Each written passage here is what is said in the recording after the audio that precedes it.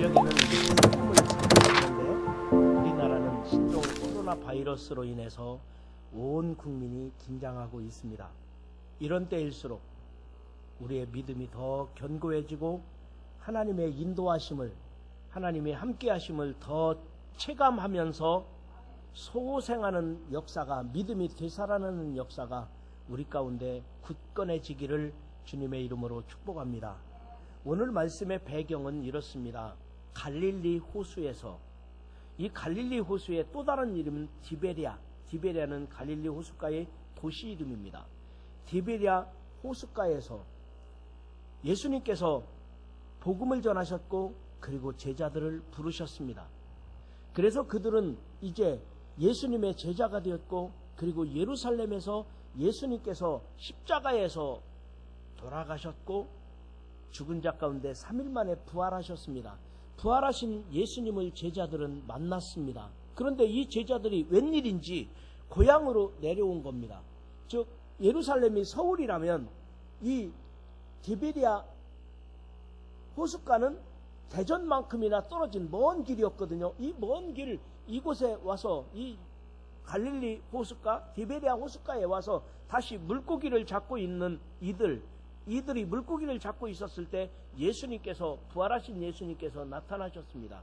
그리고 5절에 말씀하시기를, 예수께서 이르시되 얘들아 너희에게 고기가 있느냐? 대답하되 없나이다. 그랬더니 6절에 말씀하시기를 이르시되 그물을 배 오른편에 던지라. 그리하면 잡으리라 하시니 이에 던졌더니 물고기가 많아 그물을 들 수 없더라. 즉 이들은 예수님을 만나고 예수님께 순종했고, 예수님을 만나고 예수님께 순종하면서 기적을 경험했습니다. 살아계신 예수님을 다시 만났던 것입니다. 여러분, 여기 제자들이 이제부터는 새로운 사명을 깨달았고, 이제부터는 온전한 믿음이 회복되기 시작했고, 이제부터는 이들이 새 사람이 변했고, 이제는 이들에게 새로운 사명을 다시 받을 수 있었던 내용이 오늘 본문 말씀, 짤막한 내용이지만 이 말씀이 우리에게 전해 준 말씀입니다. 여러분, 이 믿음을 배우셔서 오늘날 우리들도 믿음이 온전해지고 온전한 믿음 가운데 승리하는 여러분 모두가 되기를 주님의 이름으로 축원합니다. 그렇다면 온전한 믿음이 뭘까? 온전한 믿음이 되려면 어떻게 되는 걸까? 온전한 믿음이란, 저는 첫 번째로 온전한 믿음이 뭘까? 아무리 생각해도 오늘 성경 말씀해 보니까 온전한 믿음이란 순종하는 믿음입니다. 순종하는 믿음이 온전한 믿음이었습니다. 여러분, 여기 있는 7명의 제자들은 물고기 잡는데 선수입니다. 어부 출신입니다. 그러니까 부활하신 예수님을 만나고서도 여기 갈릴리로 와서 물고기를 다시 잡게 되었어요. 야, 우리가 제자로 실패했나 보다. 다시 물고기 잡으러 갈릴리로 가자. 거기서 물고기를 잡았어요. 그런데 밤새도록 물고기를 잡았는데 그물을 오른쪽에 던지라 예수님이 하셨을 때, 아니 오른쪽에 안 던져봤겠습니까? 오른쪽에도 던지고 왼쪽에도 던지고 그리고 앞에도 던지고 뒤에도 던지고 온 밤을 지새우며 그물을 던졌는데 예수님께서 뭐라고 하셨어요?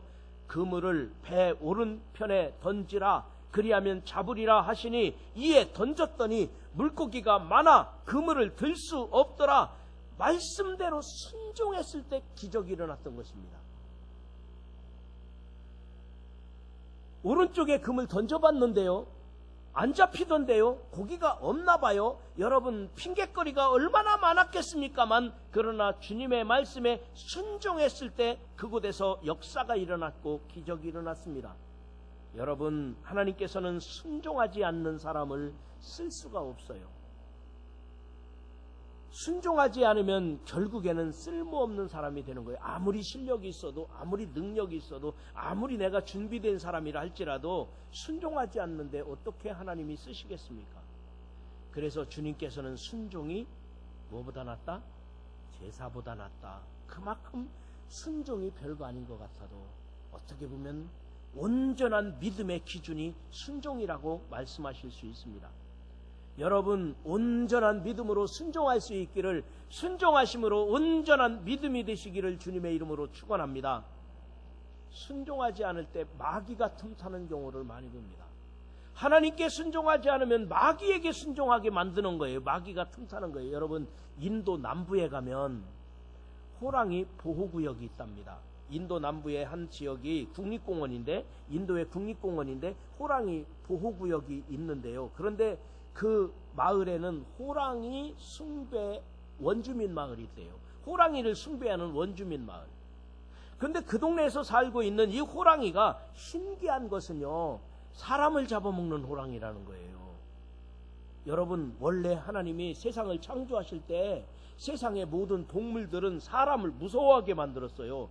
호랑이가 사람을 무서워하는 게 원칙이에요. 하나님이 창조하기를 그렇게 창조하셨어요.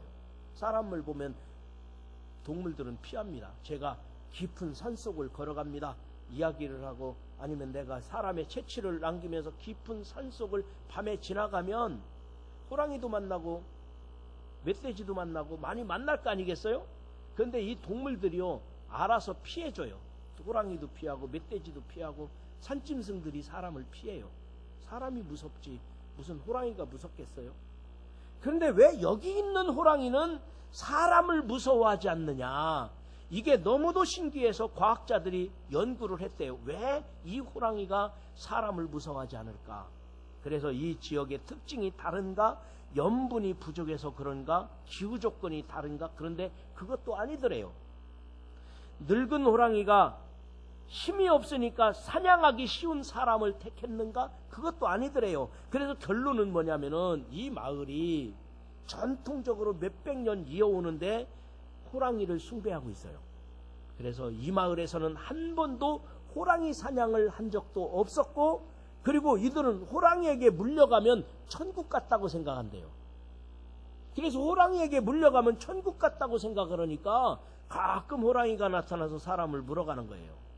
그러면 호랑이가 천국 보냈다고 기뻐하고, 수많은 세월 동안 수많은 사람들이 희생당했어요. 여러분, 호랑이를 숭배한다는 거 생각해도 웃기잖아요. 하나님이 보시면 얼마나 통탄할 일이겠습니까?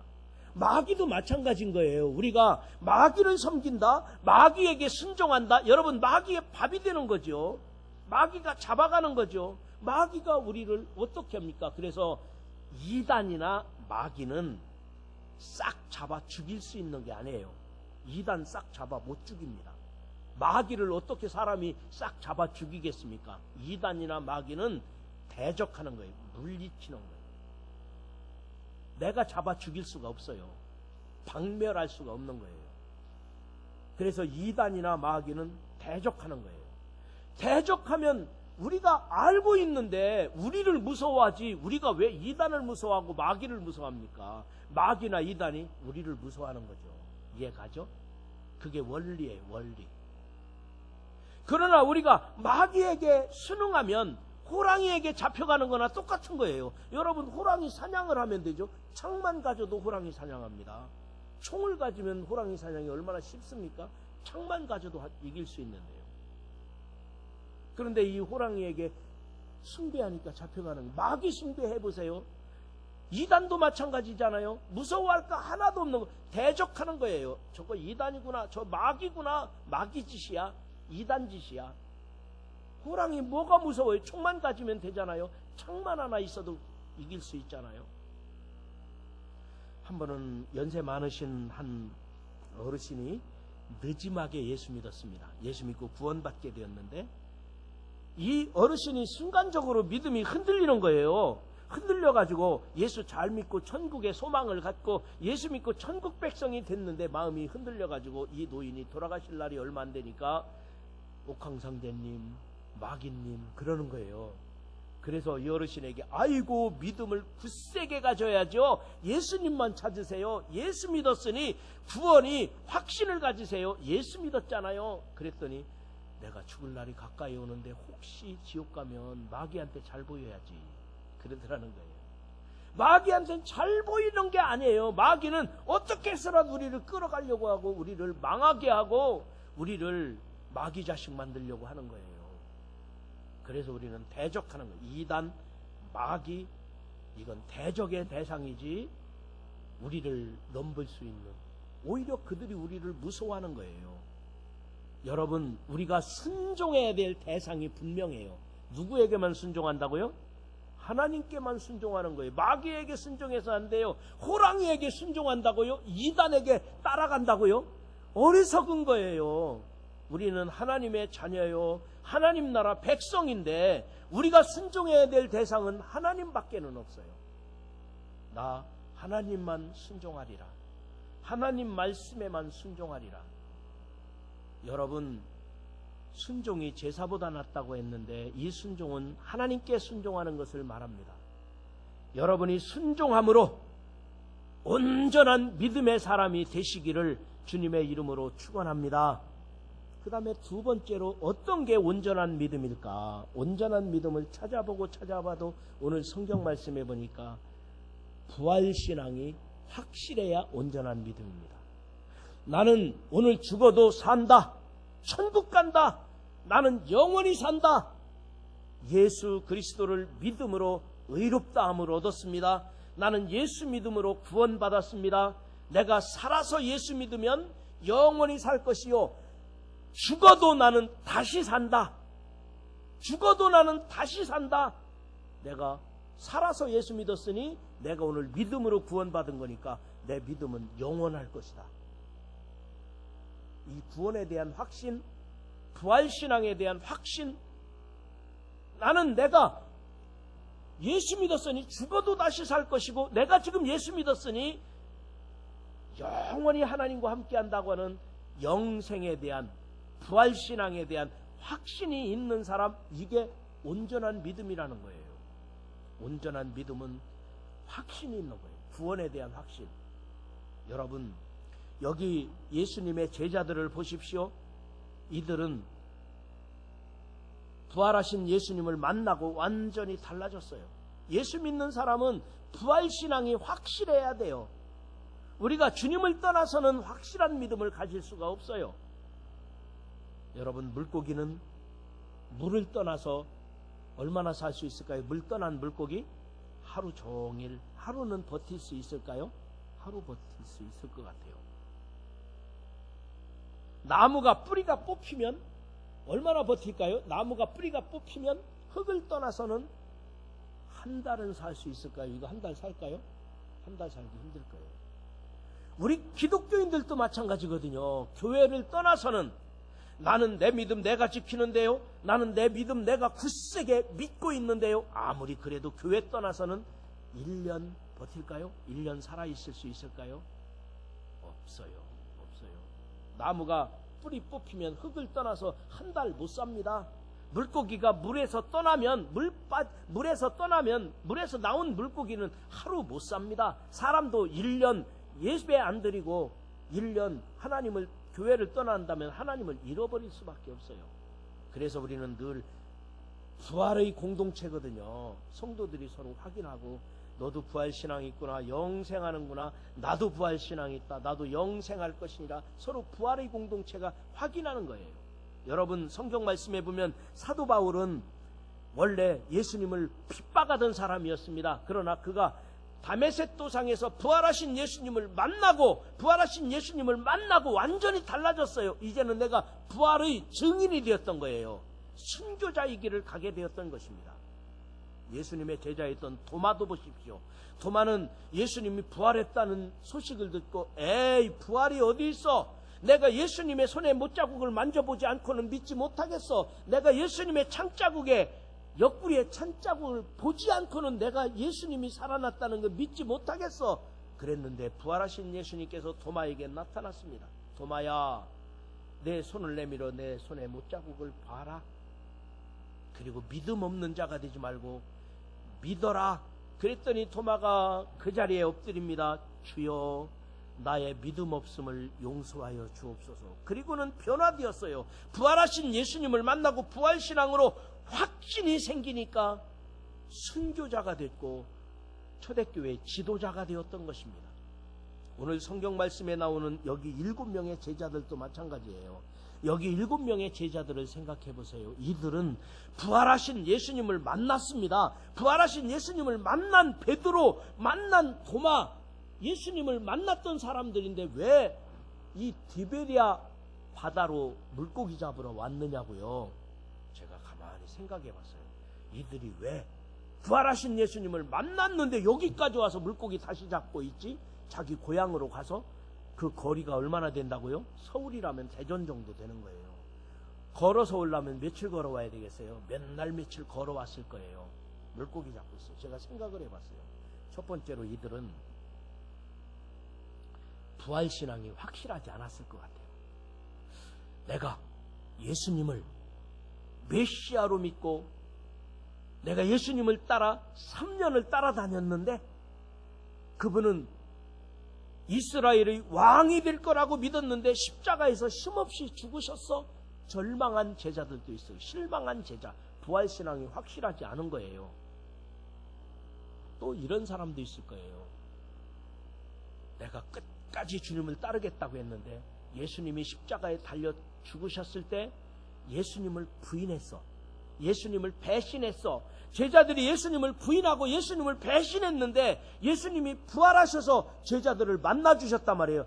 뵐 면목이 없는 거예요. 부활하신 예수님을 만날 면목이 없어요. 만날 면목이 없어서 아이고 예수님 어떻게 얼굴 보냐. 예수님 얼굴 볼 수가 없어. 면목이 없어. 너무 죄송스러워서 아마 예루살렘을 떠나 먼 고향 자기 땅 디베리아 바닷가에 와서 다시 물고기를 잡고 있었던 것입니다. 여러분, 저는 이 사람들이 바로 오늘 이 자리에 앉아 계신 여러분들, 오늘날 우리들의 현실과 같다는 생각을 가져본다. 여러분들 중에는 확실한 믿음이 있는 것 같지만, 부활신앙으로 무장된 사람이 있는 것 같지만, 그러나 신앙이 아직 흔들려. 나는 죽어도 살겠고 살아서 믿는 자는 영원히 죽지 아니하리라고 하는, 내가 구원받은 하나님의 자녀로 영생한다고 하는 확신이 흔들리는 사람들도 있다는 거예요. 예수님에 대해서 알기는 아는데 잘 믿어지지 않는 사람. 그리고 어떤 사람은 그런 사람도 있죠. 예수님 미안해요. 내가 세상에 살다 보니까, 내가 직장 생활하고 세상에 얼마나 할 일이 많은지, 얼마나 힘들게 사는지, 내가 봉사하고 내가 해야 될 일 많은데 못하는 거 예수님 미안해요. 이런 사람도 있을 거예요. 그래서 예수님한테 미안합니다. 그래서 멀리 예수님 죄송합니다. 그래서 예수님의 마음이 좀 이렇게 떠나 있는 사람들도 얼마든지 있을 거다.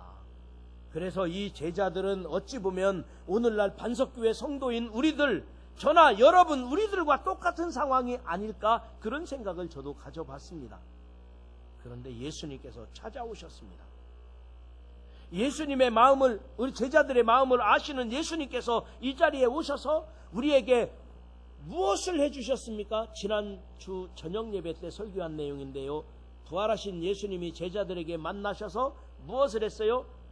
구원에 대한 확신을 다시 심어준 거예요. 부활에 대한 확신을 다시 심어준 거예요.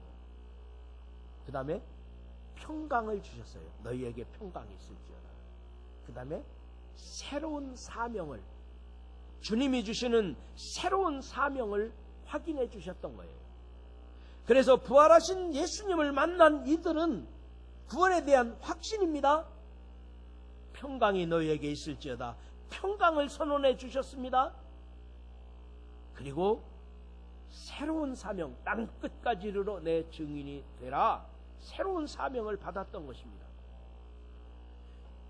그리고는 그날 밤에 이 제자들과 예수님이 이 디베리아 강가에서, 강이 아니죠, 호숫가에서, 디베리아 호숫가에서 아마 함께 식사를 하면서 예수님과 함께 행복한 시간을, 만남의 시간을 가졌던 것입니다.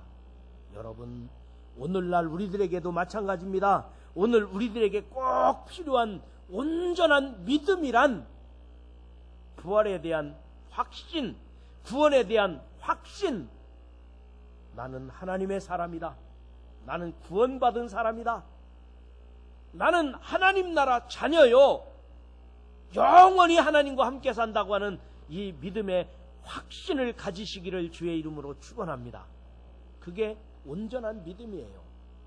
마지막 세 번째로 한 가지 더 말씀드린다면, 온전한 믿음이 뭘까? 마지막 세 번째로는 사명 감당하며 삽니다. 사명을 감당하는 것입니다. 성도들은 사명자로 살 때 온전한 믿음이 될 수 있습니다. 사명이 있는 사람은 언제나 의욕적입니다. 그리고 풍성한 내일이 예비되어 있음을 믿으시기를 바랍니다. 선교사 리빙스턴은 말하기를, 사람이 자기 사명을 다하지 사명이 있는 사람은 죽지 않는다. 사람이 자기 사명을 다하지 사명이 있는 사람은 죽지 않는다. 사명이 있는 사람은 죽을 수 없습니다. 우리에게는 사명이 있어요. 여기 제자들도 사명이 있어요. 제자들은 뭐라고 사명이 있어요? 내가 너로 사람 낚는 어부가 되게 하리라. 내가 너로 사람 낚는 어부가 되게 하리라. 이게 하나님이 부르실 때부터, 디비리아에서 부르실 때부터 그들에게 주어진 사명이었어요. 그런데 지금 이들이 사람 낚는 어부가 되려고 디비리아로 간 게 아니라 뭐 때문에? 그냥 물고기 잡으러, 우리가 어부였잖아. 어부였으니까 물고기 잡자. 그래서 디비리아로 갔다는 거예요. 여러분, 오늘날 우리들도 예수님 만났으면 새로운 사명을 깨달아야 될 줄 믿습니다. 나에게 주신, 하나님이 주신 사명, 우리 가정에 대한 사명, 내가 집사님으로, 권사님으로 나에게 주어진 여러분들의 사명이 얼마나 소중한 일이겠습니까? 저도 우리 반석교회 담임 목사로서의 사명이 있는 것입니다. 이 사명을 잃어버려서는 안 되는 거예요. 내가 온전한 믿음이다. 사명 감당하는 거예요. 온전한 믿음이다. 사명 깨닫는 거예요. 이 사명을 다하는 거예요. 여러분, 저에게는 얼마나 큰 사명입니까? 반석교회 담임 목사로서의 사명. 그래서 교회를 사랑합니다. 성도들 한 분 한 분을 사랑합니다. 이것은 철저하게 하나님이 주신 사명이에요. 저에게만 그런 게 아니에요. 여러분도 다 사명이 주어진 거예요. 이 사명을 잘 감당하는 것이 온전한 믿음이에요. 저는 얼마 전부터 02 전화를 오면 잘 안 받습니다. 여러분은 02 전화가 오면 다 잘 받죠? 여러분도 안 받는 분들이 있어요? 저도 잘 02 전화가 오면 안 받았는데, 저는 왜 안 받았느냐면은 문재인 대통령이 혹시 법무장관 시킬까봐 아니면 한때는 국무총리 모집한다고 국무총리 누가 되느냐고 뉴스에 계속 나오더라고요. 그래서 혹시 문재인 대통령이 전화해서 국무총리라고 하라고 할까봐 그래서 전화를 02 청와대에서 오는 전화일까봐 제가 안 받았거든요. 왜? 반석교회 담임 목사가 더 소중하니까. 아마 여러분도 그랬을 거예요. 저하고 똑같죠? 혹시 여러분 여성가족부 장관 시킬까봐, 아니면 여러분들도 아마 그랬을 것 같은 생각이 들어요. 우리에게 주어진 사명이 더 중요하죠. 내 가정을 누가 책임집니까? 내가 가정을 지키고 가정을 복음화하고 반석교회를 누가 책임집니까? 제가, 여러분들이 나에게 주신 교회고 내 주변에 있는 많은 사람들, 그들의 영혼을 사랑하고 구원하고, 이거는 사명이에요. 사명은 철저하게 감당해야 되는 거예요. 그게 온전한 믿음이라고 성경은 말씀하시는 것입니다. 오늘 여러분 각자에게도 사명이 있습니다. 가정에서의 사명이 왜 작습니까? 가정을 복음화해야 됩니다. 가정을 행복하게 해야 합니다. 평안을 선포하는 것입니다. 직장에서도 나의 사명이 있습니다. 교회 안에서의 사명도 막중한 것입니다. 우리들이 깨어있는 신앙인이라면, 우리들이 온전한 믿음의 사람이라면 사명을 외면하면 안 돼요. 사명을 감당해야 돼요. 만약에 대한민국 대사라면, 내가 대한민국에서 대통령께서 나를 러시아 대사로 임명했다면, 미국의 대사로 임명했다면, 중국의 대사로 임명했다면, 국가의 중요한 임무를 맡아서 내가 대한민국을 대표로 미국에 가서 대사의 직무를 감당해야 되잖아요. 그런데 대사가 국가의 중요한 사명을 띠고 미국이라고 가서, 미국에 가니 만날 사람도 많잖아요. 미국에 가면 볼 것도 얼마나 많습니까? 그냥 놀러만 다녔다. 러시아에 가가지고 광활한 땅 가보지 않은 곳이 얼마나 많습니까? 놀러만 다녔다. 중국에 가서, 중국에 가면 관광할 데가 얼마나 많습니까? 이곳저곳 놀러만 다녔다. 대사인데 대사의 임무를 감당하지 않고 말이나 됩니까? 아니, 조금 더 쉽게, 대전에서 직장을 다니고 있는데 대전에서 직장을 다니는 그 사람에게 서울에 출장을 보냈어요. 서울에 출장을 보냈으면 지금 내가 서울에 가서 내게 맡겨진 임무가 있잖아요. 그 일을 마치고 남는 시간에 친구 만나든지 남는 시간에 어디 들려서 오는 건 뭐 그럴 수 있다 치더라도 서울에 가가지고 친구 만나고 서울에 가서 다른 일만 다 하고 그냥 온다면 말이나 됩니까? 한 나라의 대사로 임명됐으면 그 나라가 그곳에 가서 대한민국을 대표해서 대사의 직무가 있는 거예요. 회사에서 출장만 보내도 일이 있어서 출장을 보낸 거예요. 그 일을 해야 되는 거예요. 그런데 우리 인생이야. 이 세상에 하나님이 보내셨을 때, 나를 하나님의 종으로 불렀을 때, 나를 하나님의 자녀로 불렀을 때 사명이 없겠습니까? 나에게도 사명이 있는 거예요. 내가 존재하는 어떤 존재해야 되는 이유가 있는 거예요. 나의 사명, 내가 가정에 대해서, 직장에 대해서, 교회에서 내가 이 세상에 존재하는 어떤 의미가 있는 거예요. 근데 그거를 아무것도 안 하고 나 믿으면 혼자 갱신이 지키고 나 혼자만 갱신이 신앙생활하고 나만을 위해서 그냥 내가 좋아하니까 그냥 놀러 다니고 내가 그냥 좋아하는 거니까 그냥 편안하게 먹고 내가 좋아하는 것만 하고 내 사명은 그냥 묻어두고 사명 감당한 내 것만 나만 혼자 이렇게 하다가 그냥 하나님 앞에 갔다. 마치 회사에서 출장 보냈더니 그냥 놀다 온 것처럼, 마치 대사로 임명했는데 대사가 그 나라에 가서 놀다가 그냥 온 것처럼 우리가 사명을 감당하지 않는다면 어찌 온전한 믿음이라고 말하겠습니까? 사랑하는 성도 여러분, 우리가 깨어있는 신앙인이라면, 온전한 신앙인이라면 나에게 주어진 사명이 있습니다.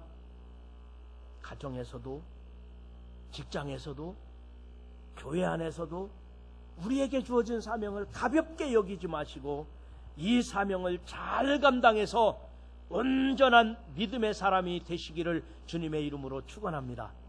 이제 말씀을 마치겠습니다. 여러분, 온전한 믿음이라고 제목을 정했습니다. 온전한 믿음이 뭘까? 한번 생각해 보세요. 오늘 성경 말씀을 중심으로 볼 때 온전한 믿음은 순종하는 겁니다. 예수님이 말씀하시면 오른쪽에 배 그물을 던져라, 묻지도 말고 예수님 말씀에 순종했어요. 그때 기적이 일어났습니다. 두 번째로, 온전한 믿음이란 부활신앙이 확실해야 돼요. 부활하신 예수님을 만나야 돼요. 내가 구원받았다고는 확실한 믿음이 있어야 돼. 이게 온전한 믿음이라는 거예요. 그 다음에 세 번째로, 온전한 믿음이란 사명 감당해야 돼요. 내 인생의 목적, 하나님이 나를 통한 인생의 계획, 내가 해야 될 사명 감당하는 거예요. 여러분, 온전한 믿음이 확실하시기를, 온전한 믿음으로 승리하시기를 주님의 이름으로 축원합니다.